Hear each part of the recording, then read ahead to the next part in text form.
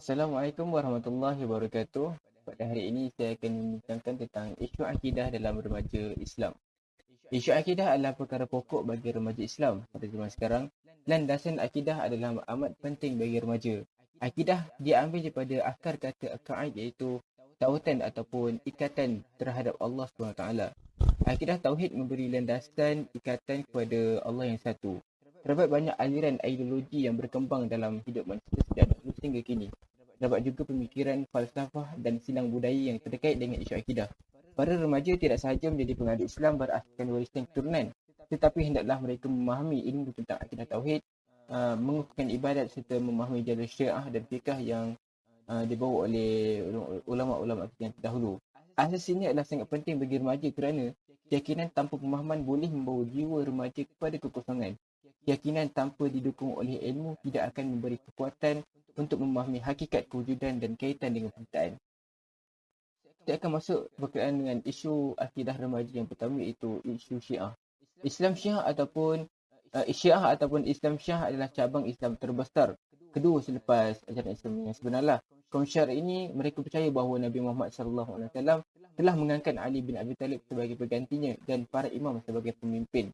Syiah juga percaya bahawa Ali dan beberapa anak Muhammad SAW iaitu ahli bait harus menggantikan Nabi Muhammad SAW sebagai pemimpin, sama dalam bentuk spiritual ataupun dalam bentuk politik. Dan mereka percaya bahawa yang hanya Tuhan sahaja yang dapat menunjuk seseorang itu sebagai imam.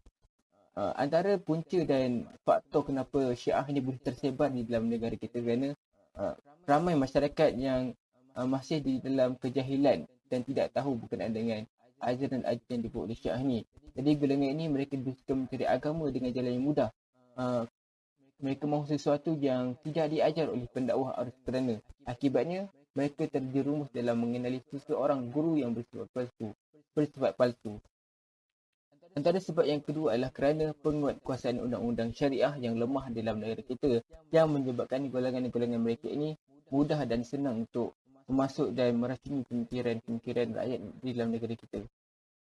Jadi bagaimana cara untuk kita menangani ataupun menyekat golongan-golongan ini untuk terus berada di dalam kita adalah dengan cara pihak kerajaan haruslah menyekat sebarang ruang media kepada mereka, kepada mana-mana kumpulan Syiah ataupun pembela golongan-golongan ini, kepada mereka menzahirkan pemikiran mereka ataupun tuntutan mereka itu.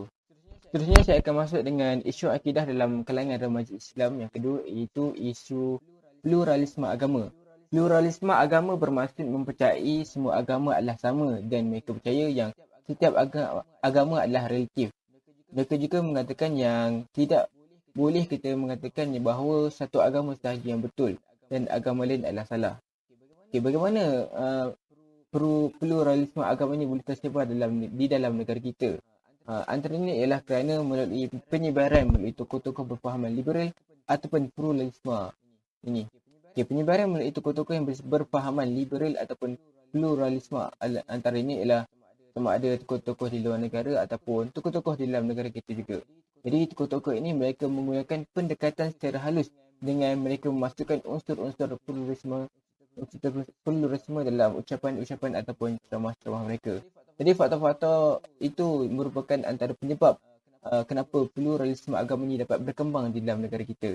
Selain daripada faktor-faktor itu juga, terdapat juga faktor-faktor yang tidak langsung dalam perkembangan pluralisme agama. Antaranya ialah kerjasama sama ada individu ataupun organisasi yang menyokong kepada perjuangan golongan pluralisme agama sama ada di Malaysia ataupun di luar negara. Okey, seterusnya, bagaimana solusi ataupun cara kita untuk mengatasi perkara tersebut? Solusinya adalah pihak kerajaan kenalah mengambil peranan yang penting dalam perkara ini. Pihak kerajaan kenalah mengawasi pergerakan kumpulan yang kita dapat tahu mereka ini mempromosikan aliran ataupun ajaran-ajaran yang bertentangan dengan akidah Islam. Jadi pihak kerajaan yang mempunyai kuasa mestilah menyekat kumpulan-kumpulan ini daripada terus menyebarkan fahaman-fahaman mereka yang boleh meracuni pemikiran remaja kita pada zaman sekarang. Okey, bismillahirrahmanirrahim. Assalamualaikum warahmatullahi wabarakatuh. Nama saya Amir Daniel bin Saidi. Okey, pada hari ini saya akan membincangkan tentang isu-isu akidah dalam kalangan remaja. Okey, seperti yang kita tahu, terdapat banyak isu-isu akidah dalam kalangan remaja yang kian berlaku. Okey, akidah dalam kalangan remaja adalah satu aspek yang penting dalam perkembangan mereka. Maksudnya sebelum mereka pergi ke alam dewasa, mereka perlu lebih faham dan menguatkan akidah mereka sebelum kanak-kanak lagi.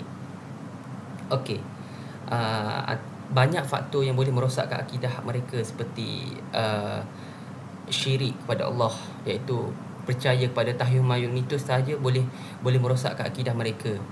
Pemahaman tentang agama yang seperti kurang tentang agama. Okey, saya akan menekankan satu persatu. Yang pertama, pemahaman tentang agama.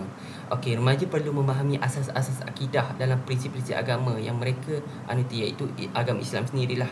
Mereka perlu mengenal pasti keyakinan dan nilai-nilai agama yang membimbing mereka dalam hidup. Okey, banyak remaja sekarang kurang memahami tentang agama. Okey, punca berlakunya sedemikian adalah mereka kurang dididik agama lah, dan iaitu mereka lebih leka bermain gadget, iaitu pada era moden sekarang.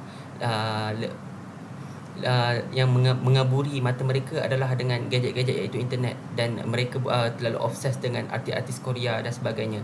Apabila remaja sekarang terlalu obses, mereka boleh merosakkan akidah mereka.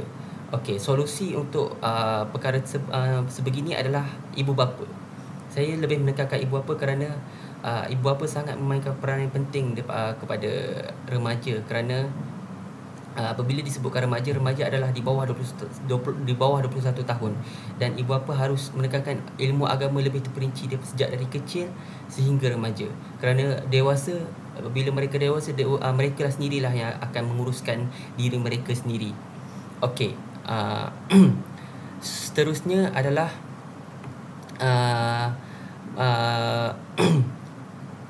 perkara syirik. Okey, seperti kita tahu, apabila remaja sangat lebih percaya kepada cerita dongeng dan tahyul mayul seperti ilmu persilatan, seperti cerita-cerita dongeng terdahulu dan sebagainya. Perkara tersebut boleh merosakkan akidah mereka, kerana apabila mereka mempercayai cerita dongeng tersebut, mereka akan percaya dan akan takut dengan perkara-perkara yang mereka dengar daripada cerita-cerita dongeng tersebut. Okey, punca berlaku sedemikian adalah daripada rakan-rakan. Mungkin mereka terdengar daripada kisah-kisah atau cerita daripada rakan-rakan sebaya, atau membaca daripada internet yang tidak ada moral dan sebagainya. Okey, solusinya adalah mereka perlu lebih memahami ilmu agama itu sendiri, dan ibu bapa juga perlu memantau aktiviti anak-anak dan aktiviti harian kanak-kanak. Itu adalah solusi yang terbaik. Okey, jadi kesimpulan yang saya membuatkan di sini adalah amat penting kepada para remaja Islam memahami agamanya secara ilmu dan amal. Kadang-kadang para remaja memiliki kekuatan rohani yang tinggi tetapi lemah dalam amal Islamnya. Jadi yang perlu saya simpulkan adalah para remaja sekarang perlu lebih berilmu dalam mengetahui sesuatu perkara, kerana tidak siapa yang boleh menolong mereka kecuali diri sendiri.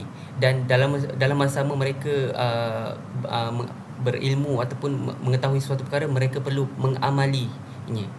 Okey, sekian dari saya. Assalamualaikum warahmatullahi wabarakatuh.